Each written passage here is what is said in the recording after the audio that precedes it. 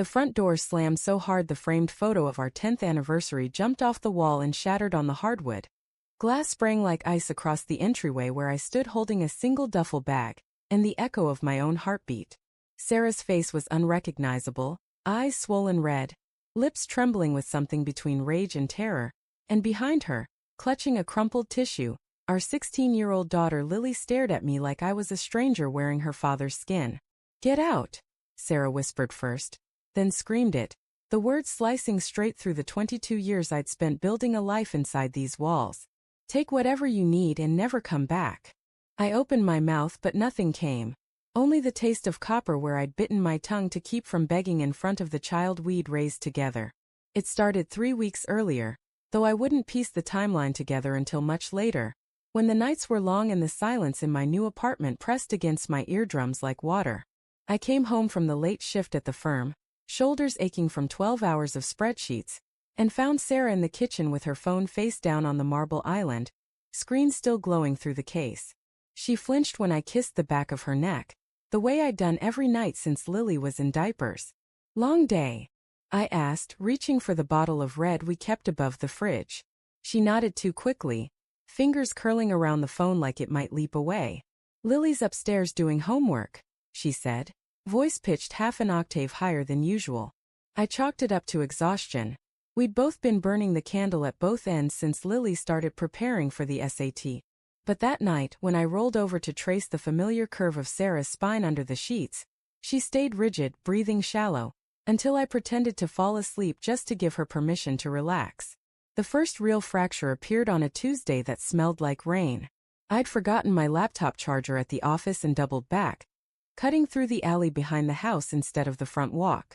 Through the kitchen window I saw them, Sarah and Lily, heads bent together over Sarah's phone, both of them crying. My key was already in the lock, but something glued my feet to the wet concrete. Lily's voice carried, thin and shaking. "He'll hate me if he finds out." Sarah shushed her, thumb stroking the screen like it was a wounded animal. "We'll fix this before he ever has to know." I told myself it was college stress, money, anything ordinary. I slipped away before they heard the gate creak and spent the night on the couch in my office, pretending I'd pulled an all-nighter for a client. Doubt is a slow drip, not a flood. It starts with a missed glance across the breakfast table, the way Sarah's laugh no longer reached her eyes when I told the same stupid joke about the copier jamming. It grows in the spaces where touch used to live, her hand no longer finding mine under the restaurant table, the bed growing colder inch by inch until we slept like parentheses facing away from the middle. I cataloged the changes the way accountants catalog discrepancies. One extra glass in the dishwasher that wasn't mine, the faint scent of a cologne I didn't recognize clinging to the throw pillows, Lily avoiding my eyes when I asked about her day. I hated myself for the ledger I was keeping. Hated the way suspicion tasted like rust in my mouth every time I swallowed. Then came the night that broke the dam. I was in the garage sorting tools, looking for the wrench to fix Lily's bike chain, when I knocked over a cardboard box labeled, "Sarah, old phone." The cracked iPhone 6 inside lit up like it had been waiting. Muscle memory guided my thumb to our old passcode, Lily's birthday, and the Messages app opened to a thread with a contact saved as L. The previews alone stopped my heart. I can't keep lying to him. He suspects something.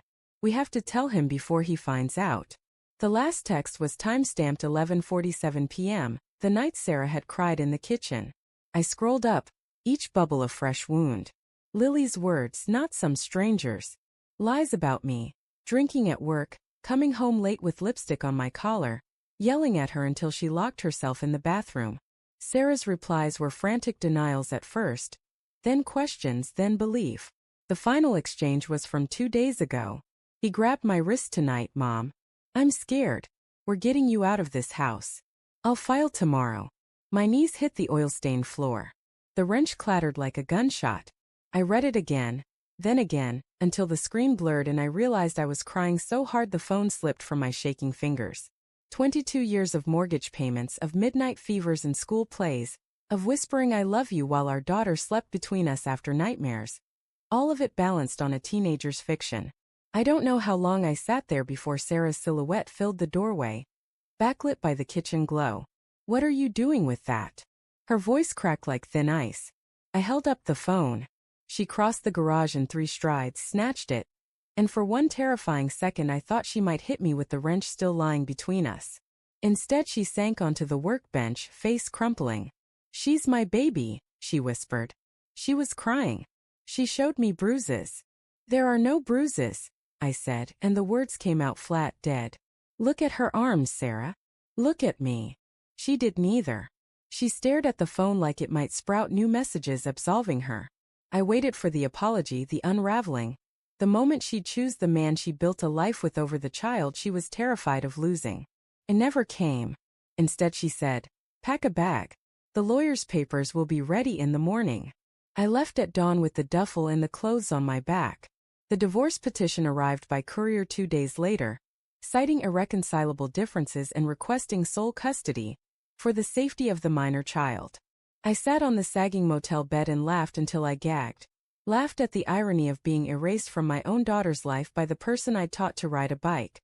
My sister Jen drove 3 hours to sit with me while I stared at the walls. "Fight it," she said. "DNA doesn't lie." But I couldn't imagine dragging Lily into a courtroom, watching her spin more stories under oath. I signed the financial disclosure, initialed every page that stripped me of the house, the dog, the college fund I'd started when Lily was 3. I kept only the photo of the 3 of us at Disneyland, the one where Sarah's head is thrown back mid-laugh and Lily's Mickey ears are too big for her head. The truth surfaced in pieces, the way a drowned body bumps against the pier until someone finally notices. First the school counselor called. Lily had missed 3 sessions, claimed family emergency. Then my coworker Mark, who coached Lily's soccer team, mentioned she'd quit after I stopped showing up to games. Each breadcrumb led back to the same rotting loaf. I hired a private investigator not for revenge but for proof, something concrete to wave in front of Sarah before she auctioned off our life. The report came back with screenshots from Lily's Finsta. Posts about wanting to live with her real friends in California. About how if Dad were gone Mom would finally let her transfer schools. The bruises? Makeup tutorial gone wrong. Documented in a now-deleted TikTok. The late nights? Study groups that ended with Uber receipts to a boyfriend's house. Every accusation a carefully placed landmine designed to blow up the one obstacle between Lily and the freedom she thought adulthood promised. I mailed Sarah the report with no note, just a sticky tab on the page that read Page 7. Read it out loud to her. She showed up at the motel 3 nights later, eyes hollow, hair unwashed, clutching the papers like a death certificate. "I made her read every line," she said. Her voice was gravel. She cried, then she got angry. Then she admitted everything. Sarah sank onto the carpet because the room had no chairs. She said she was scared of growing up here, scared of disappointing us both. That lying felt easier than asking to leave. She looked up at me, mascara tracks carving rivers down her cheeks. "I chose her fear over 22 years of you. I'm so sorry doesn't cover it." We sat in silence long enough for the ice machine down the hall to cycle twice. I wanted to hate her, wanted the anger to cauterize the wound, but all I felt was the hollow where trust used to live.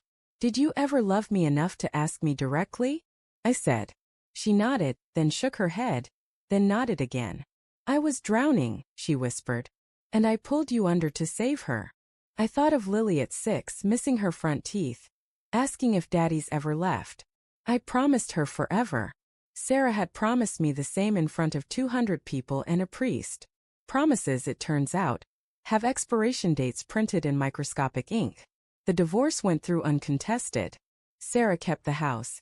I kept my name on the mortgage until Lily graduated, a final tether I couldn't bring myself to cut. We sold the Disney photo at the estate sale. Some couple bought it thinking it was vintage happiness. Lily texts sometimes, short bursts of guilt and emojis, but the words feel borrowed from therapy worksheets.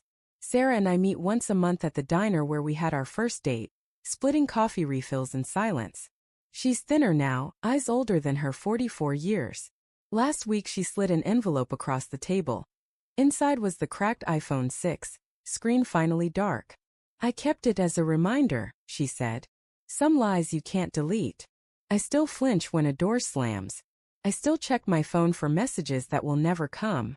But I've learned that love isn't the promise. It's the choice to keep choosing, even when the evidence says run. Sarah chose wrong, And I chose to walk away before I became the villain in someone else's story. The scar tissue is thick now, but underneath it beats the same heart that once believed forever was a place you could build with 2 decades and a daughter's laughter. Some nights I stand on the balcony of my one-bedroom and watch other families' lights blink on, yellow squares of ordinary life, and I understand the cruelest truth of all. The people we love most can destroy us not with affairs or secrets, but with the quiet, devastating decision to believe we're capable of becoming someone we're not.